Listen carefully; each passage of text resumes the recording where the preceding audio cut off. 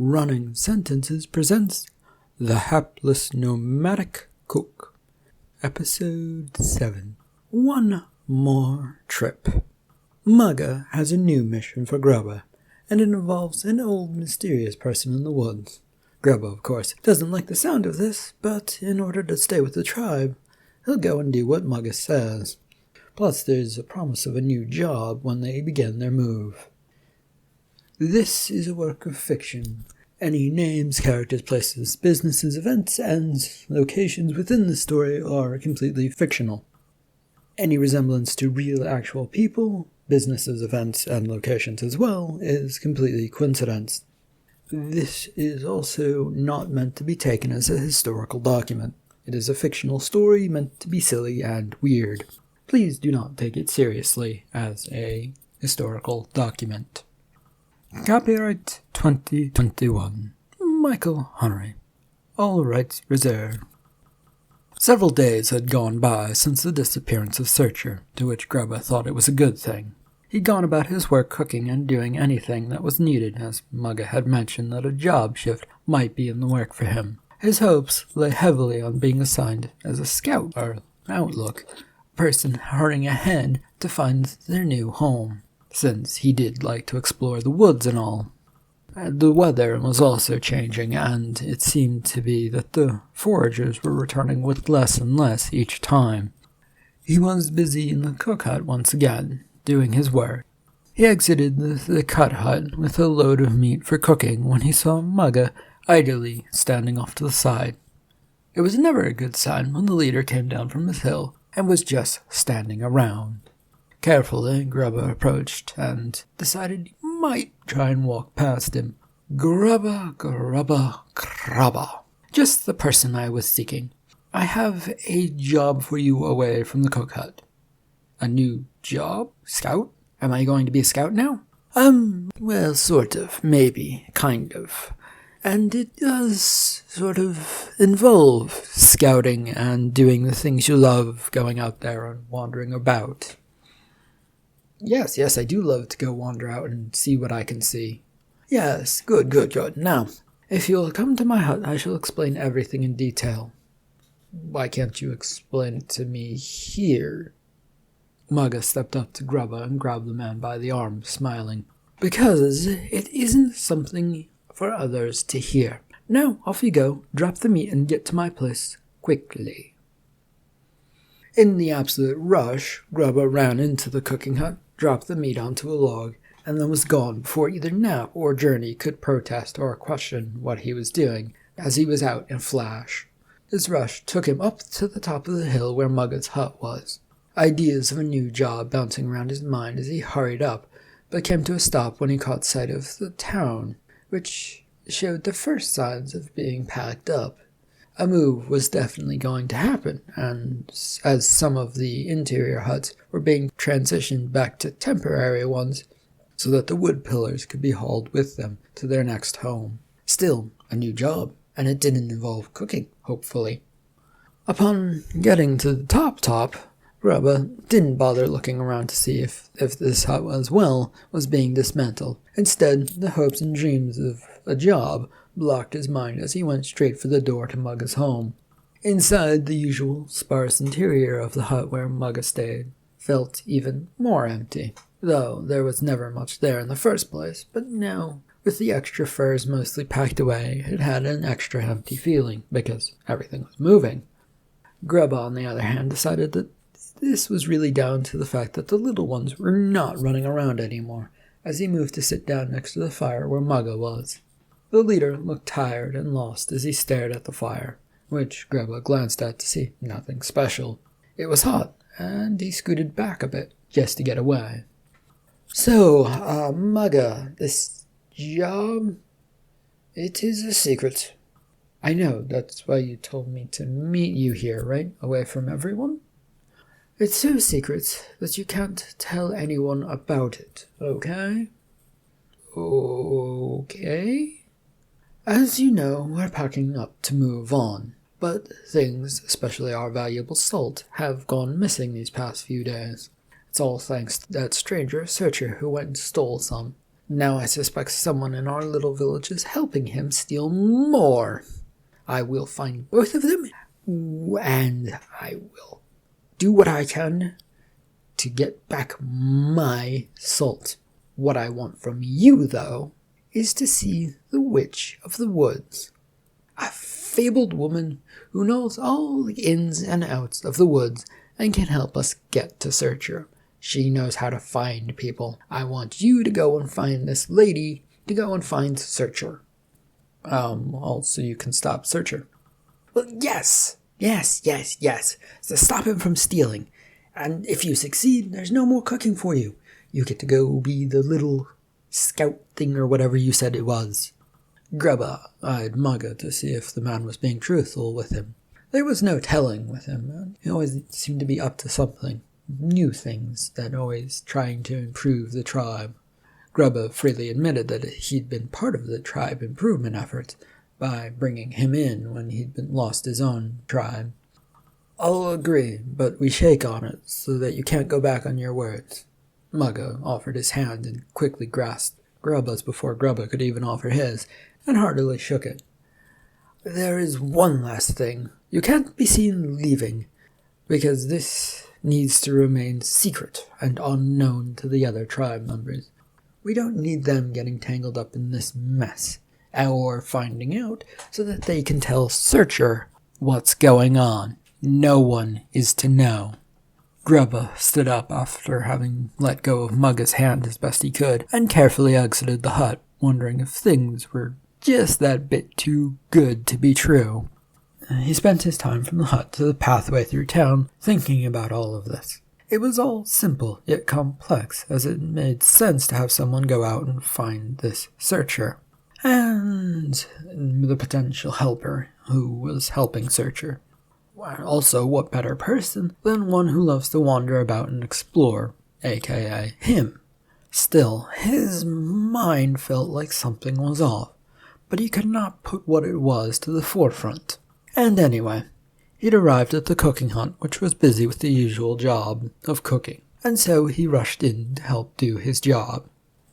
Once the cooking was all done, he had retired early for the night, grabbing a few things before heading off to his own hut. There he managed to get some sleep, but was awake early in the morning, before the bright yellow ball rose into the blue thing up above them that he could never reach or touch.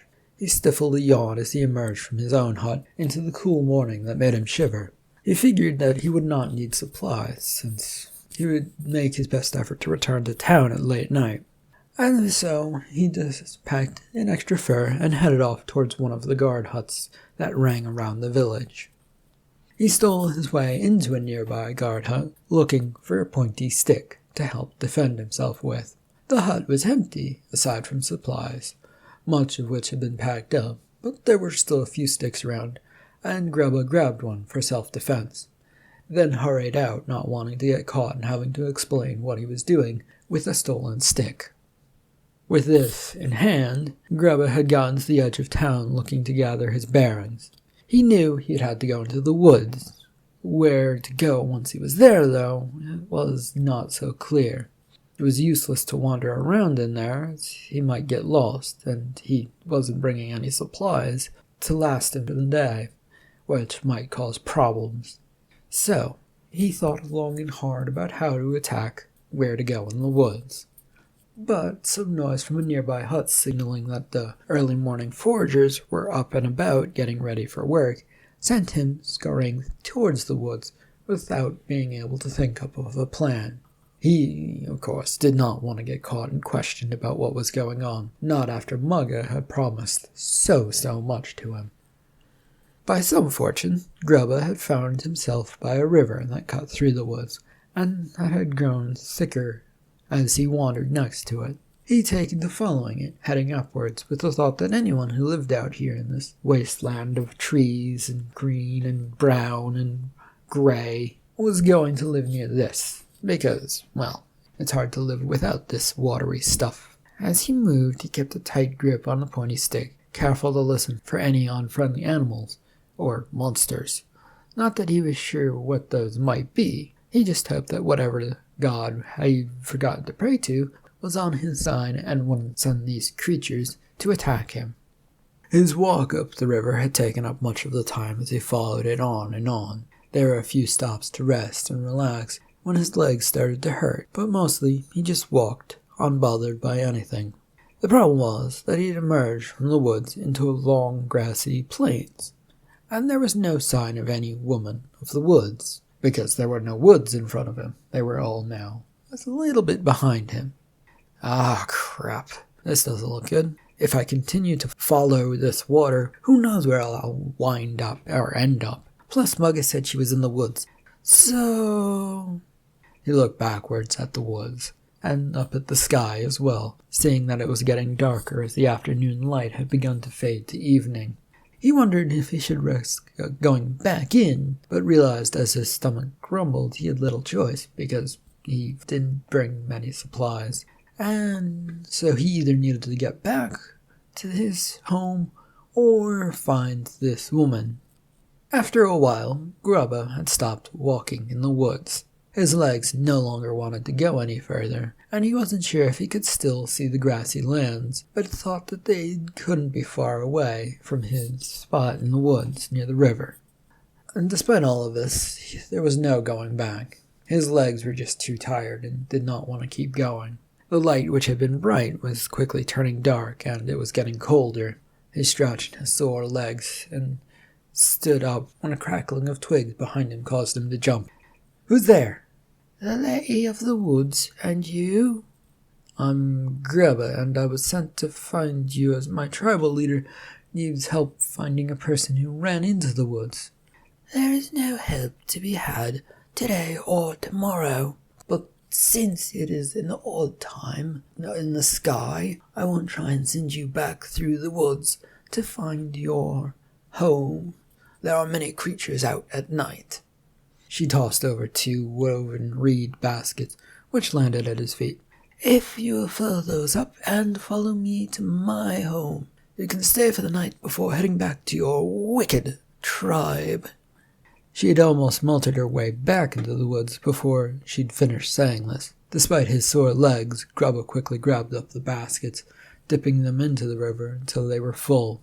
Then, doing his best to hold them up, one in each arm, and keep his balance, he waddled after her.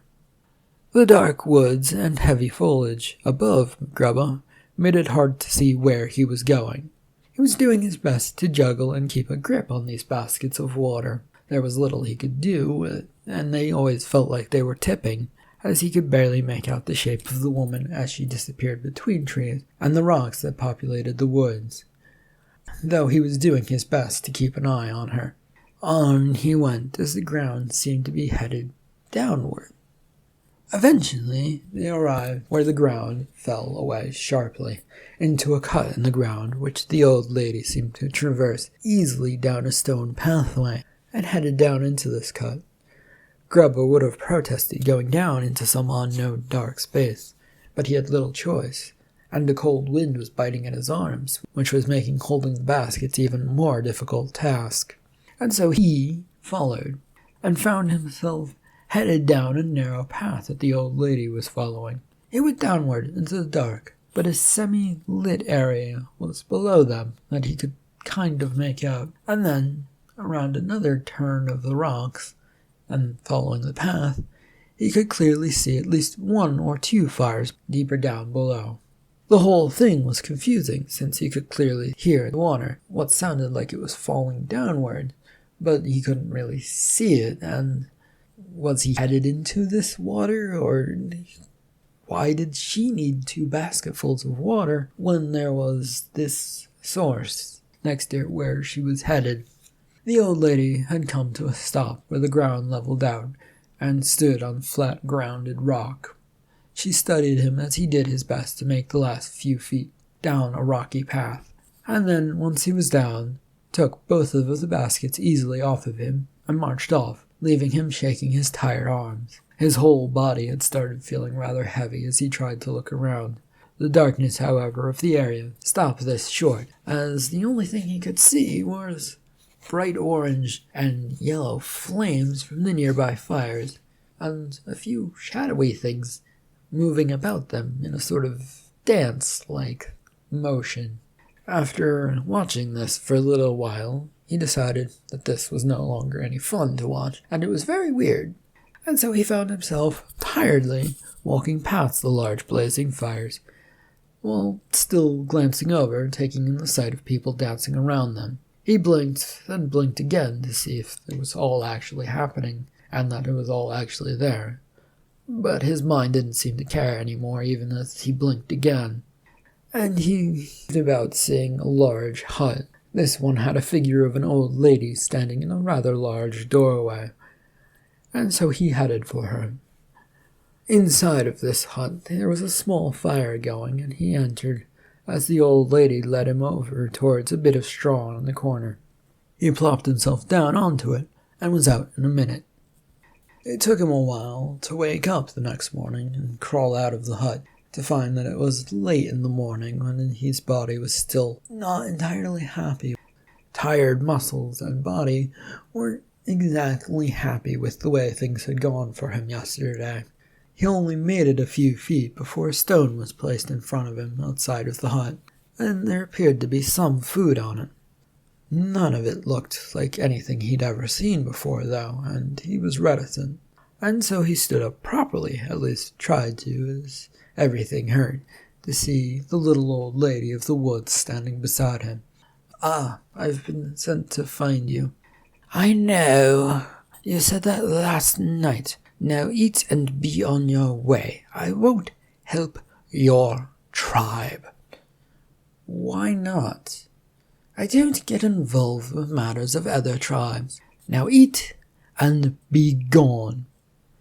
She scurried off, leaving him by the hut doorway with his stone of food.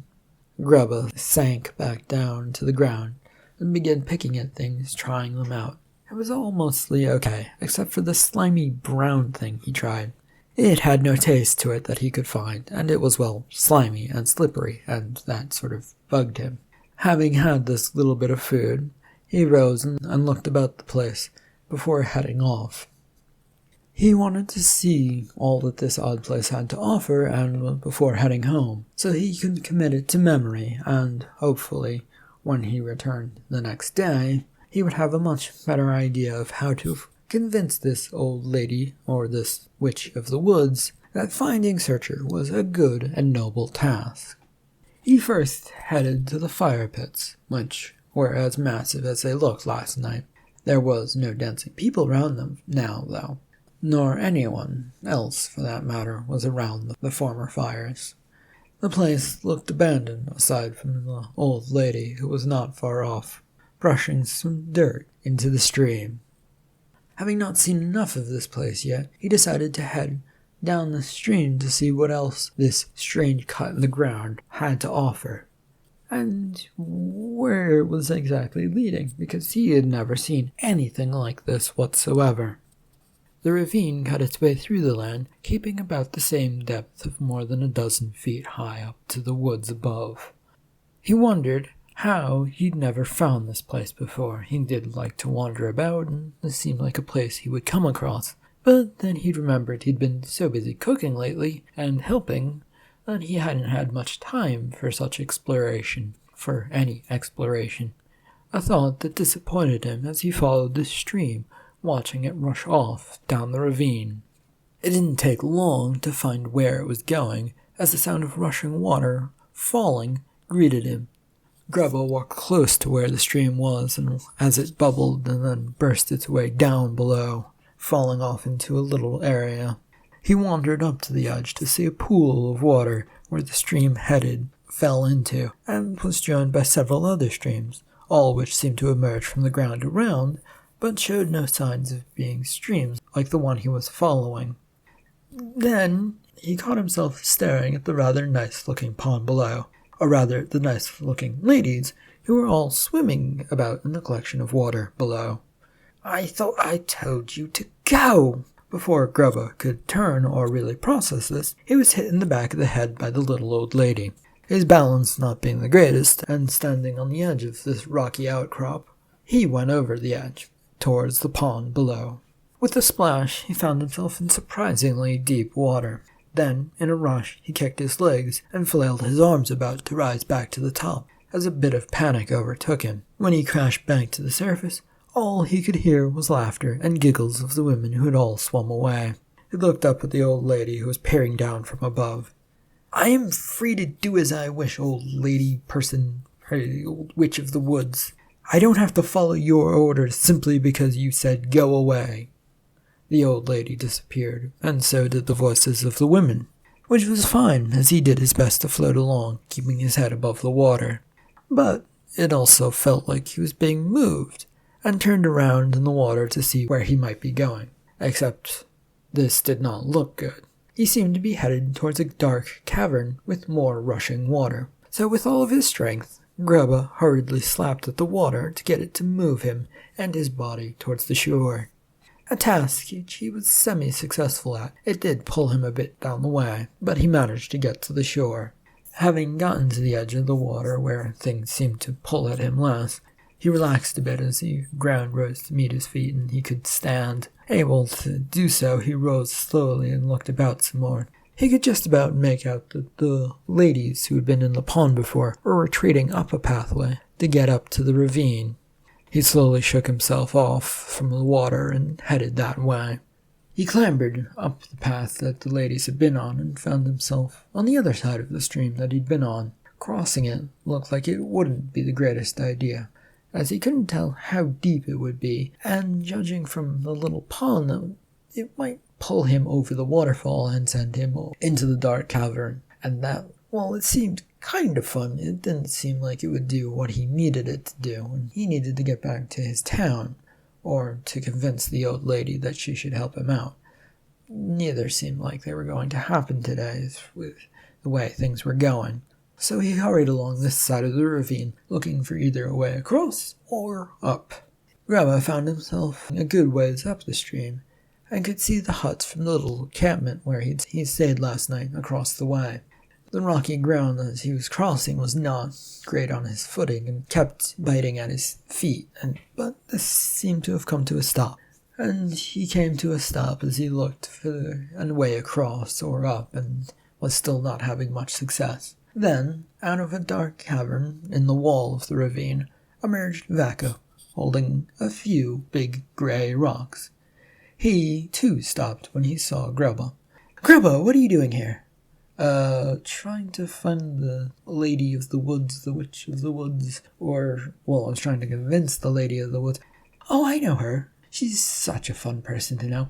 If you want, I can introduce you." Well, I've already met her, and she doesn't like me, nor is she that much fun." "Oh, well, that won't do. She's someone I know, and I just know she will love you." Vaca then idly tossed one of the 3 rocks of salt that he was carrying over to Grubba, and made a follow-me motion with his head.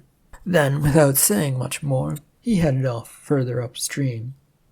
A short ways away from this cavern, Vaca stopped and looked carefully at the stream of water. He then nodded to himself, and ran across this stream, taking his legs up high so as not to get caught up in the knee-deep water. Even doing this, he seemed to have been pushed a few feet down the stream, with water coming up to his waist near the middle of all of this. Once across, he turned to Grubba. "Come on, it's easy to get across." Grubba was quite sure that what Vaca had said was not the entire truth, but he did have to follow Mugga's orders, and if Vaca could help him without knowing, well, that was all much better. So, taking in a deep breath, he charged across the water.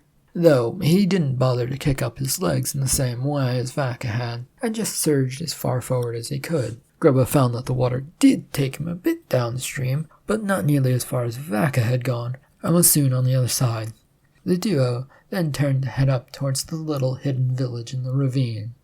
It was getting late by the time they had gotten to the hut. A few of the giant fires were being started, but there was no sign of the old lady as they trudged past a few huts. Grubba quickly caught sight of a big hut where they'd stayed last night, and that Vaca was headed straight towards it. He wondered if there was a chance of convincing this little old lady, this little old witch, this little old whatever she was, in helping. It didn't seem likely, and because of that, and as a result, he was going to wind up stuck as a cook when they got back to town. He was not looking forward to this, and worse, he couldn't tell Vaka, since he had to keep it all a secret. Still, it didn't help to think about this as he arrived at the door to the hut and ducked inside. The dirt hut that he spent the night in was, much as he remembered it, empty, except for a fire and now the angry old lady who glared at him from it. She obviously wasn't going to cooperate, but there was no stopping Vaka, as the young man had merrily gone up to her. "Old Lady of the Woods, I come before you with gifts." "No, you don't. I could have gotten the grey stones myself." Vaka looked over at her doubtfully as Grubba quietly crept up and sat down near them. "Well, I could if I was a bit younger. Anyway, what are you doing with this fool?" "Who, Grubba? He's my friend. He's a friend of mine from the tribe, and one of the cooks. He can cook." "Oh, a cook, eh?" "Yes, he helped me find salt and those odd mushrooms." Her eyes lit up at the mention of the mushrooms, but Vaka didn't notice this as he turned to Grubba. "Grubba, this is the Old Lady of the Woods, or Witch of the Woods. She's known simply as Dabba. She used to have a tribe, then got lost and began taking in outcasts looking for homes. Here in this place of a thing, or I don't know what you call it." Grubba nodded. This all sounded very nice of the old lady Dabba, but he wondered if it would be okay for him to say things. And his mind was not completely sold on the idea of telling Vaka what was going on. Thank you for the introduction to Dabba. Miss Dabba, I'm sorry for the way things are between us, but I need your help." "You want to find someone, right? Well, it isn't easy. These woods claim many a person, and it isn't easy to get about them. Though, Vaka, I think you might want to head out. It is late for you." "Grubba, or you, young man, Grubba, or whatever your name was." "Stay." Vaka nodded and was out of the hut in a flash. Grubba barely had time to register what was going on. "Now, who is this person you are looking for?" Well, my tribe, leader, Mugga, wanted to find a person called Searcher. He stole from us and ran into the woods and vanished." "Oh, him? Well, I'll see what I can do, but in return you must help me." "Well, what can I do for you?" "I need those odd mushrooms. They help me deal with plenty of issues, if you will. Stay the night by one of the fires, and then in the morning, if you can, find some for me."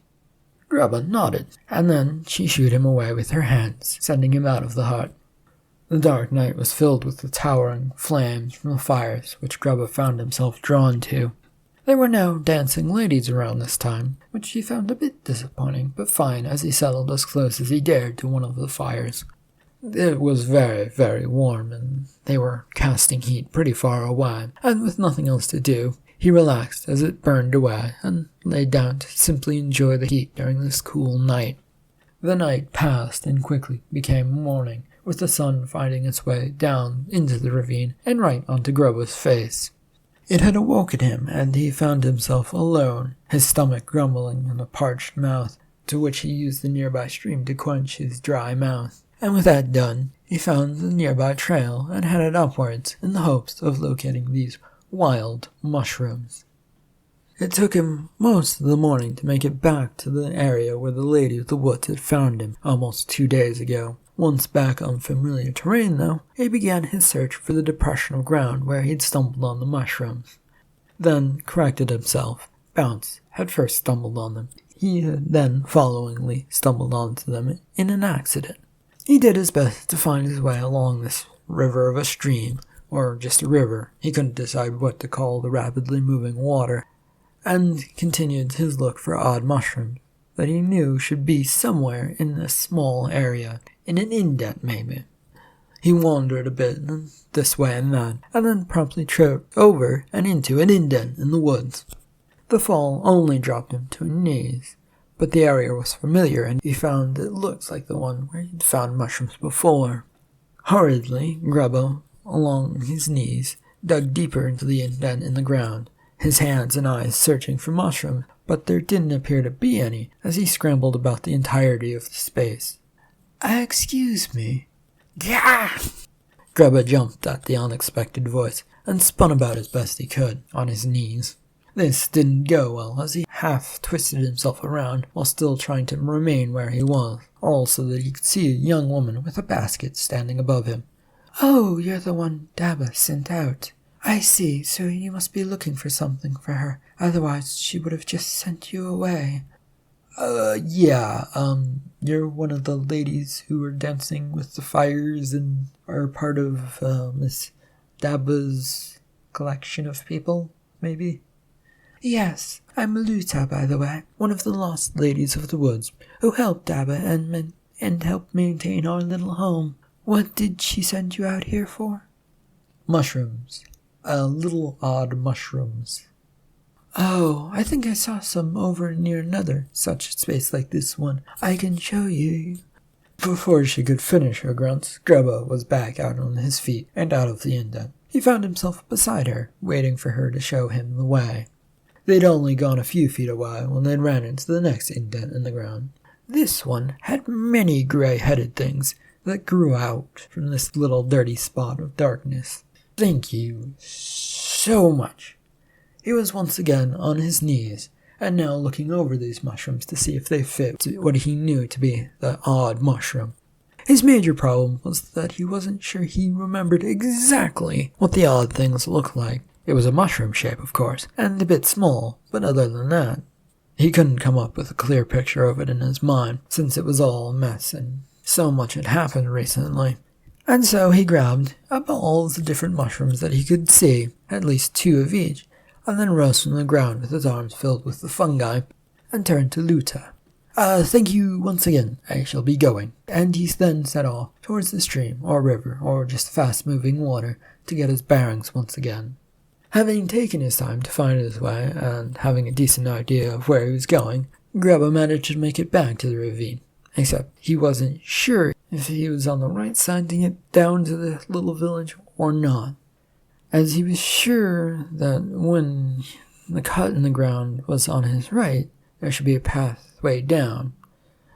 He'd walked along with the ravine on his right to find this pathway, and his pace kept speeding up when it didn't appear. As this ravine widened, he felt himself going even faster, until he came to a spot that looked like it might be a narrow but downward path into the ravine.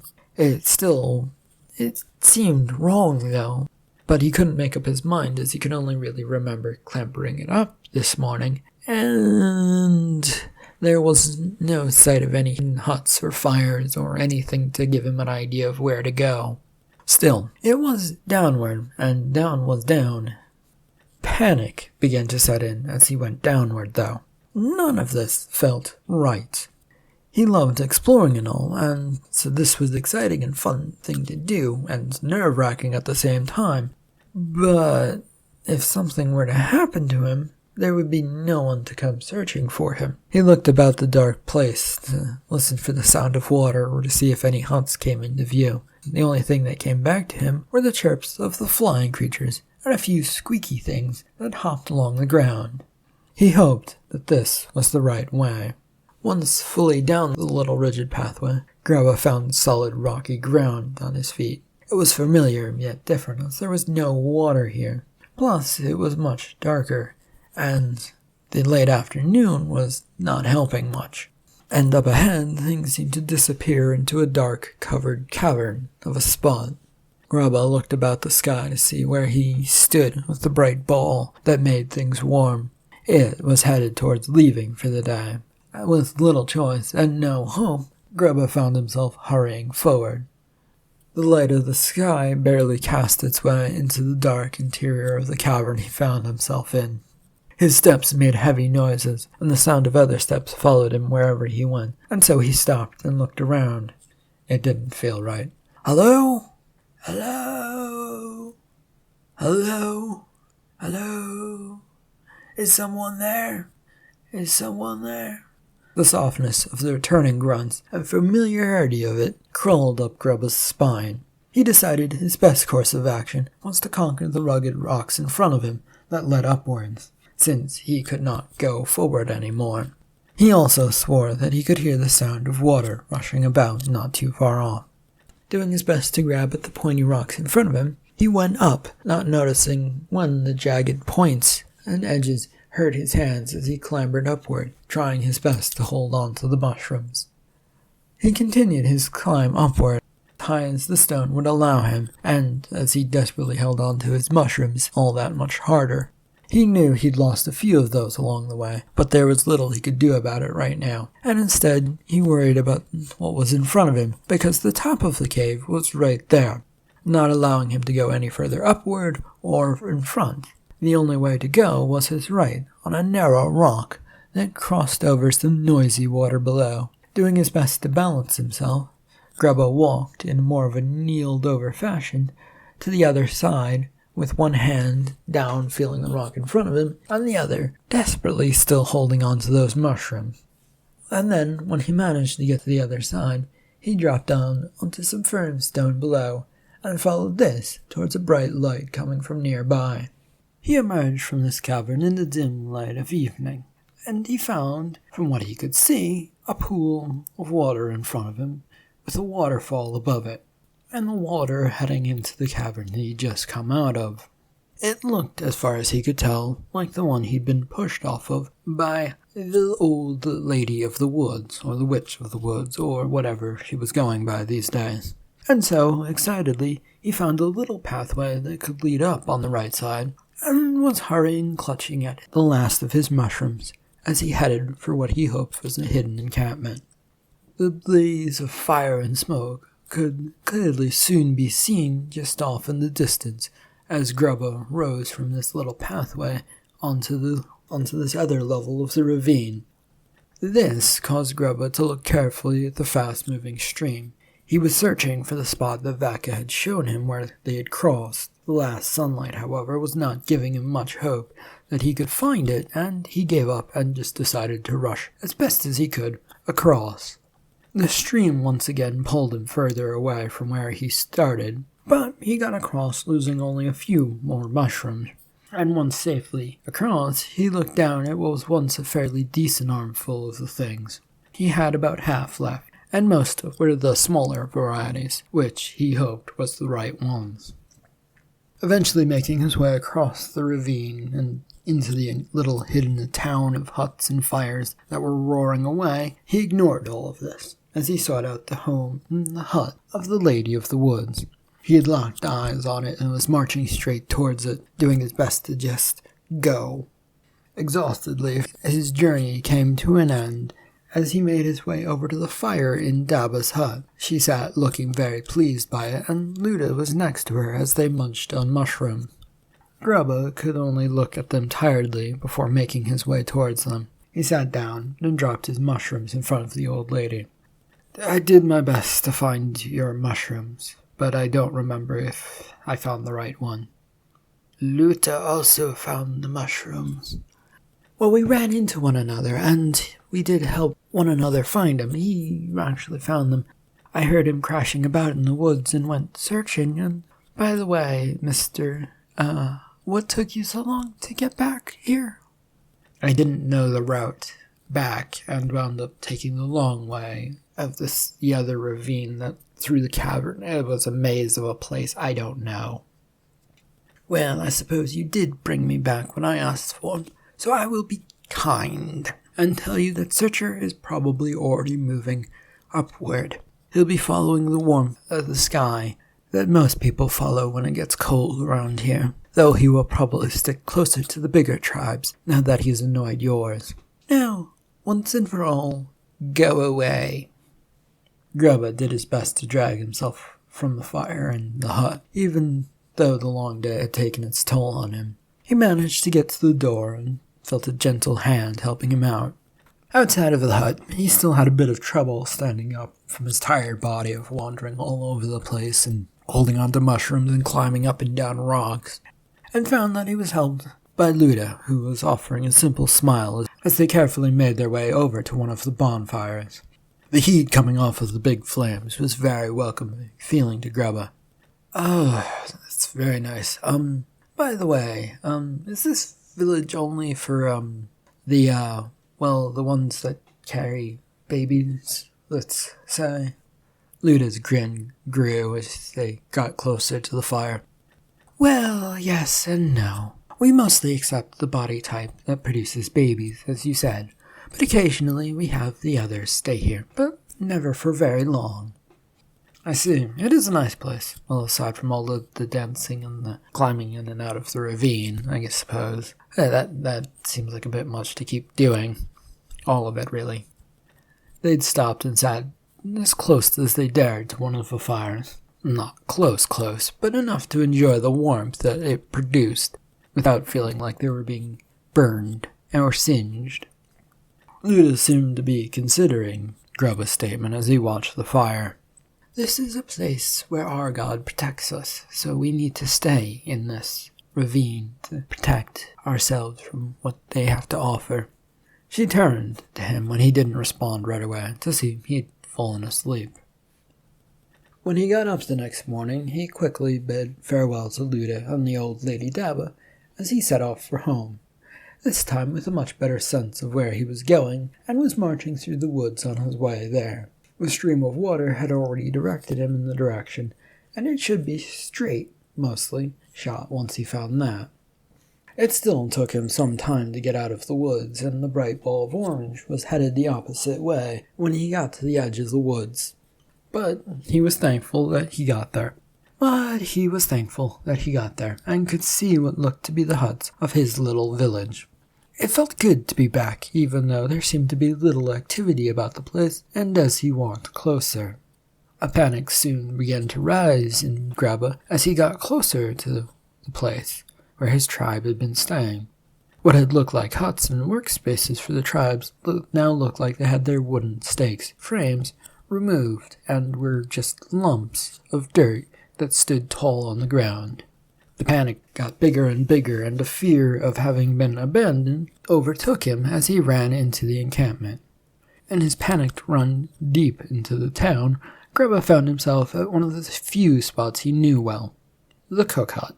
Alas, all that was left of this location was a circle of blackened rocks and a dark-looking hole at what would have held fires. Further looks around showed no other signs of people. "Hello, anyone, tribe?" When only silence greeted him, he did not try and shout again, as his voice felt like it was going if he tried that. Instead, he began to wander away, but this only led him to walking around in circles near the cooking hut. "There you are! What took you so long to get back here?" The sound of a friendly voice made Grubba stop and turn to see that Bounce was down the road, and even better yet, there appeared to be another person not far behind her, although he couldn't really tell. Forgetting his troubles and worries, Grubba went over. He hurried down the road, which had formerly had many huts on it, on either side of it, but they were now just piles of dirt piled there, sitting there, looking lonely. Bounce had raised her eyebrows as Grubba came rumbling and stumbling up to her. "Well, where have you been?" "On a job for the leader. Why did everyone leave already? I thought we were waiting for the weather to change some more." "You were on a job? That's not what Mugga told us."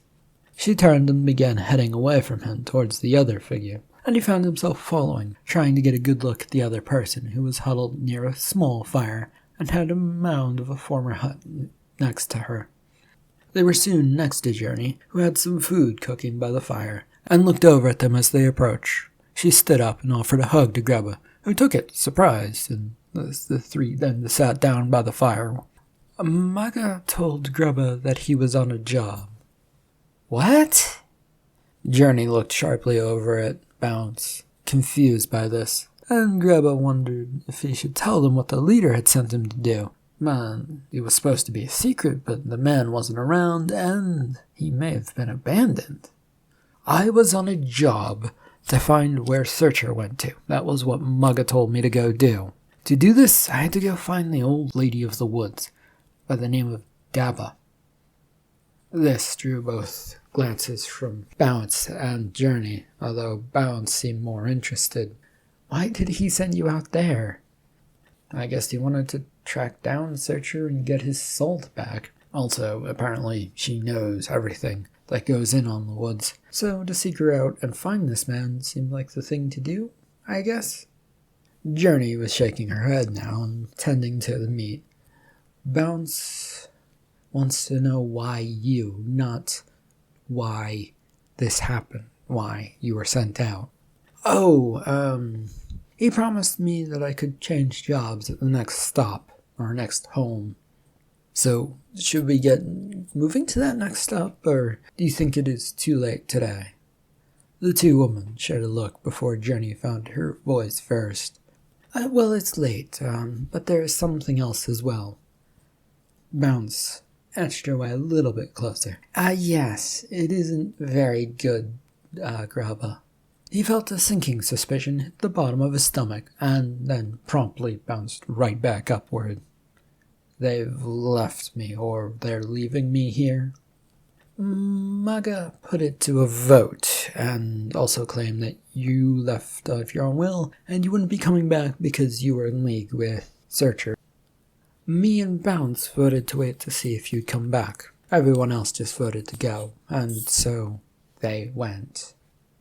The scent of food set off Grubba's stomach into a grumbling mess of noise. He tried to put a grin, but there was only so much he could do. The concerned look from both ladies.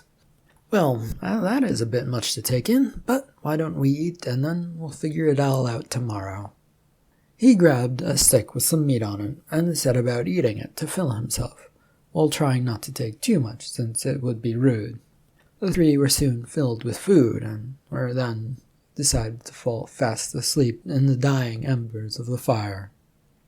Grubba decided to wake up early the next morning, and quietly left the two women where they were, still happily asleep next to the former hut. He walked over to the cooking hut, or rather the remains of it, and sat down heavily in the grass. It hadn't been a great spot. He didn't like cooking still, though it could be interesting at times. And, well, he had to work with Vaka, who always seemed to be off doing other things instead of helping. But it had been a good thing to learn about, as he now knew a bit more than he previously had about food and cooking and surviving. Now all that was left was to find out where to go next, and to make sure that the two women headed off after the tribe. Reluctantly he got up, and with a bit of spit in him, went over to kick at the burnt remnants of the fire pit, before turning and heading back to wake up his friends. He walked over to them slowly as both Bounce and Journey were both still asleep. For a minute he stood there, unsure of what to do or how to get them up. He'd never really done such things before, and as it was never required of him, and he wasn't sure how, if they were different from guys, or if they required any special things. And he always got himself up, unless dragged out of his hut. That maybe the ladies were different, but well, he didn't have a hut to drag them out of, so that probably wasn't going to work. Instead, he gently knelt down next to Bounce and began to shake her. Why, it's morning, time to get up. He let go of her as she slowly began to wake up, and then he moved over to Journey, and before he could touch her, she sat up. I'm up. Good, then all that's left is to see you two off. He rose up as the two got up from their sleepy state, and began the process of getting up for the day. Mostly this consisted of taking large gulps of water from a nearby water basket. Grubba had left them to their waking up, and had gone to the edge of the town to wait for them. He figured here he would say goodbye, and then begin wandering off in some odd direction. He wasn't planning on anything, other than seeing how far his legs might take him, and hoped that they would hold out, since they had spent the last few days doing exactly that, and they weren't exactly happy that he'd been doing that continuously. After a few minutes, the two ladies slowly came up to him, with their furs and pelts acting like bags. Bounce bounced up to him and punched him in the arm. So, where are we headed? What? When we took the vote to wait, the tribe gave us a choice. Go with them or leave the tribe entirely. Why didn't you go with them, you two? It's hard to live out there and here and all on your own. I don't even know what I'm going to do. Bounce punched him again, just to give him a little friendly hit. Well, we aren't all alone now. It's the three of us as a tribe that is making its way in the world. Journey came up to his other side. Yes, as for the whole leaving thing, there's still a little more to go on. And also, Mugga seemed very, very set on getting out there before Searcher could tell all of the other tribes about his rocks. So, part of our reason for voting the way we did was he only seemed interested in himself and the rocks, and I couldn't stay in a tribe like that. And like Journey here, I couldn't either. Grubba found himself looking between the two ladies, trying to figure out whether or not this whole thing was good, but it was what it was. You two are mad and should have stayed with the tribe. But I guess it's done, and, well, there's nothing more to say about that. Where would you two like to go? We can go to the big tribes and find Mugga, or we can head into the woods. You might find the Lady of the Woods an interesting person. The two women at this comment began marching towards the wood line, with Bounce turning with a smile to be able to face him. What's she like? Cranky but helpful. She's the leader of a tribe of her own ladies, I guess, and lives in the crack in the ground. Both women stopped as he moved to catch up with him, with now Journey turning around. A crack in the ground. Indeed, Journey, it was a crack in the ground, which water runs through, and they have giant fires and food. It is mostly made up of people like you two, and not like me. What do you think, Journey? Should we go visit this place? Well, it sounds too odd not to visit, Bounce.